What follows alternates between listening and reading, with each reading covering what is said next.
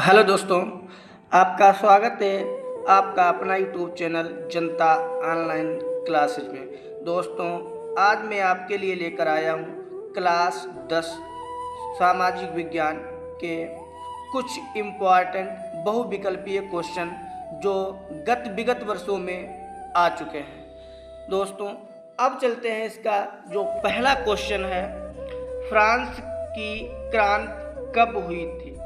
France की क्रांति कब हुई थी? तो दोस्तों, इसमें ऑप्शन नंबर ए 1688 ईस्वी, ऑप्शन नंबर बी 1789 ईस्वी, ऑप्शन नंबर सी 1914 ईस्वी, ऑप्शन नंबर डी 1939 ईस्वी। दोस्तों, इसमें जो ऑप्शन नंबर बी है जो 1789 ईस्वी में फ्रांस की क्रांति हुई थी। दोस्तों, अब चलते हैं दूसरा क्वेश्चन, फ्रांस में गणतंत्र की घोषणा कब हुई? Option number A 1815, option number B 1830, option number C 1848, option number D 1871। दोस्तों, इसमें जो ऑप्शन नंबर सी है 1848 ईस्वी में फ्रांस में गणतंत्र की घोषणा हुई थी। दोस्तों, अब चलते हैं तीसरा क्वेश्चन, 1789 ईस्वी में फ्रांस किस प्रकार का राज्य था? दोस्तों, ऑप्शन नंबर एक असीमित राजतंत्र, ऑप्शन नंबर बी सीमित राजतंत्र, ऑप्शन नंबर सी प्रजातंत्र, ऑप्शन नंबर डी गणतंत्र। दोस्तों, इसमें जो ऑप्शन नंबर ए है असीमित राजतंत्र, ये इसका राइट आंसर है। दोस्तों, अब इसका चौथा जो क्वेश्चन है वो नेपोलियन का संबंध किस देश से था?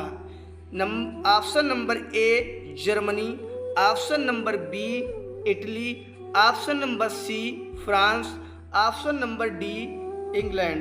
दोस्तों, इसमें जो ऑप्शन नंबर सी है फ्रांस का कहा गया है कि नेपोलियन का संबंध फ्रांस से था। अब दोस्तों चलते हैं कि ऑप्शन नंबर सी जो इसका है वो राइट आंसर है। अब दोस्तों, इसका पांचवा जो क्वेश्चन है, नेपोलियन ने नागरिक संहिता को कब लागू किया था? अथवा फ्रांस में नेपोलियन संहिता किस वर्ष लागू की गई? इसमें ऑप्शन नंबर ए 1804 ईस्वी में, ऑप्शन नंबर जो इसमें बी दोस्तों है वो 1815 ईस्वी में, ऑप्शन नंबर सी है वो 1829 ईस्वी में, ऑप्शन नंबर डी है 1841 ईस्वी में। दोस्तों, इसमें जो ऑप्शन नंबर ए है 1804 ईस्वी में। अब दोस्तों, इसका जो राइट आंसर होगा वो 1804, ऑप्शन नंबर ए। अब चलते हैं दोस्तों, छठा क्वेश्चन जो है, निम्नलिखित में से कौन सा 1804 ईस्वी के नेपोलियन कोड में नहीं जोड़ा गया है? दोस्तों, ऑप्शन नंबर ए जन्म से प्राप्त विशेषाधिकार, ऑप्शन नंबर बी सामंती व्यवस्था का अंत, ऑप्शन नंबर डी संपत्ति का अधिकार, ऑप्शन नंबर डी कानून के समझ। इसमें दोस्तों जो ऑप्शन नंबर ए है जन्म से प्राप्त विशेषाधिकार, ये राइट आंसर है। दोस्तों, अब चलते हैं सातवां जो क्वेश्चन है, राष्ट्रवाद का प्रारंभ सर्वप्रथम किस देश में हुआ? अथवा राष्ट्रवाद का प्रारंभ किस देश से हुआ है? Option number A England, option number B America, option number C France, option number D रूस। इसमें दोस्तों जो ऑप्शन नंबर सी है वो राइट आंसर फ्रांस है, जिसमें राष्ट्रवाद का प्रारंभ प्रथम वर्ष हुआ था। अब चलते हैं दोस्तों प्रश्न नंबर 8, राष्ट्रवाद की अवधारणा का जन्म किस घटना से माना जाता है?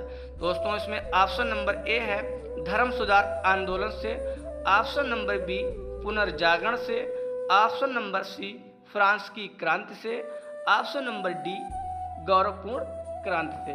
दोस्तों जो इसमें ऑप्शन नंबर सी है, फ्रांस की क्रांति से। कहा गया है कि राष्ट्रवाद की अवधारणा को जो जन्म हुआ था वो फ्रांस की क्रांति घटना से माना जाता है।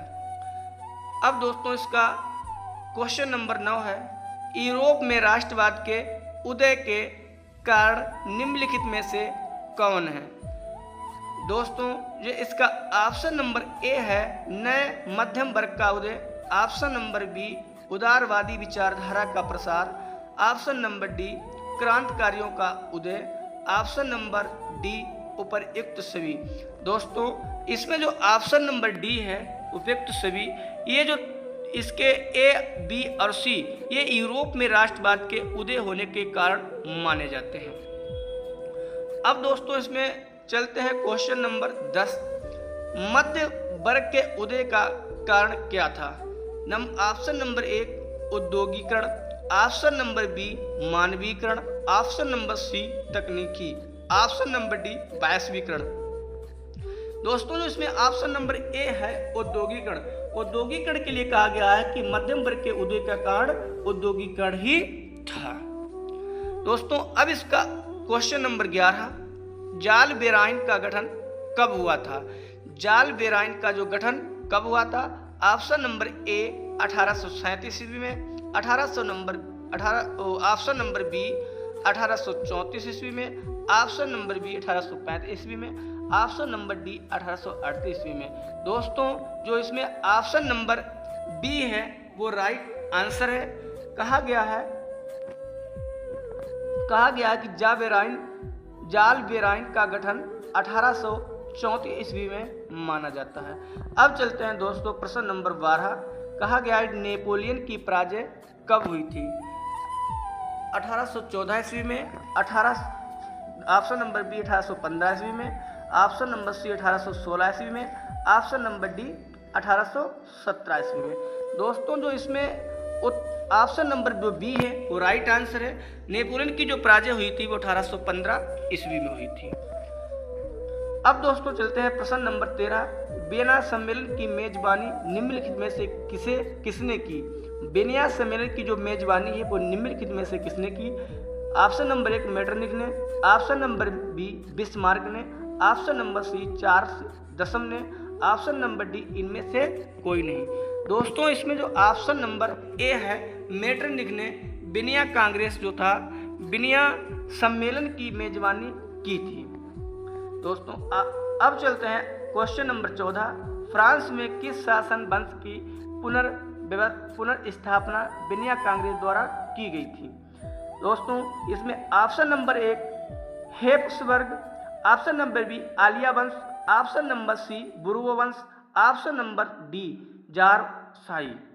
तो दोस्तों इसमें जो ऑप्शन नंबर सी है, बुर्बो वंश, फ्रांस में कहा गया है कि बुर्बो वंश शासन जो था इसकी पुनर्स्थापना वियना कांग्रेस द्वारा की गई थी। अब दोस्तों क्वेश्चन नंबर जो आता है 15, वियना की संधि कब हुई थी। ऑप्शन नंबर 1 1848 ईस्वी में। ऑप्शन नंबर बी 1815 ईस्वी में। ऑप्शन नंबर सी 1834 ईस्वी में। ऑप्शन नंबर डी 1900 में। दोस्तों इसमें जो ऑप्शन नंबर बी है वो राइट आंसर है। कहा गया है कि जो वियना की संधि 1815 ईस्वी में मानी गई है। दोस्तों अब चलते हैं क्वेश्चन नंबर 16 पे। 1830 ईस्वी की क्रांति के बाद फ्रांस में किस प्रकार का शासन व्यवस्था स्थापित हुआ। दोस्तों ऑप्शन नंबर ए, संघीय शासन व्यवस्था। ऑप्शन नंबर बी, संवैधानिक राजतंत्र। ऑप्शन नंबर सी, निरंकुश राजतंत्र। ऑप्शन नंबर डी, गणराज्य। दोस्तों इसमें जो ऑप्शन नंबर बी है राइट आंसर है, संवैधानिक राजतंत्र। अब दोस्तों आते हैं इसके क्वेश्चन नंबर 17 में, ज्यूसेppe मैत्सिनी का संबंध था। ऑप्शन नंबर ए, इटली के एकीकरण के। ऑप्शन नंबर बी, जर्मनी के एकीकरण से। ऑप्शन नंबर डी, इंग्लैंड के राष्ट्रवाद से। ऑप्शन नंबर डी, फ्रांस के राष्ट्रवाद से। दोस्तों इसमें जो ऑप्शन नंबर ए है, इटली के एकीकरण से ज्यूसेppe मैत्सिनी का संबंध था। अब दोस्तों आते हैं क्वेश्चन नंबर 18 पे। यूरोप में किस दशक में बड़ी आर्थिक मंदी आई? ऑप्शन नंबर ए 1820 में, ऑप्शन नंबर बी 1830 में, ऑप्शन नंबर सी 1840 में, ऑप्शन नंबर डी 1850 में। दोस्तों जो इसमें ऑप्शन नंबर बी है वो राइट आंसर है। 1830 ईस्वी में यूरोप में कहा गया 1830 दशक में बड़ी आर्थिक मंदी आई थी 1830 में दोस्तों। अब दोस्तों चलते हैं क्वेश्चन नंबर 19 में। जर्मन संस्कृति में वोक्स जिस्ट का आशय था। इसमें ऑप्शन नंबर ए राष्ट्र, ऑप्शन नंबर बी संविधान, ऑप्शन नंबर सी आम जनता, ऑप्शन नंबर डी संसद। दोस्तों इसमें जो ऑप्शन नंबर ए है वो राइट आंसर है, राष्ट्र से हुई थी। दोस्तों अब चलते हैं question number 20। Otto von Bismarck का संबंध किस देश से था? Option number A Italy, option number B Germany, option number C France, option number D Britain. दोस्तों इसमें जो ऑप्शन नंबर बी है वो जर्मनी। ऑटो वान बिस्मार्क का जो संबंध है वो जर्मनी देश से था। अब दोस्तों आते हैं क्वेश्चन नंबर 21। दोस्तों इसमें कहा गया कि जर्मनी के एकीकरण में मुख्य भूमिका किसकी थी?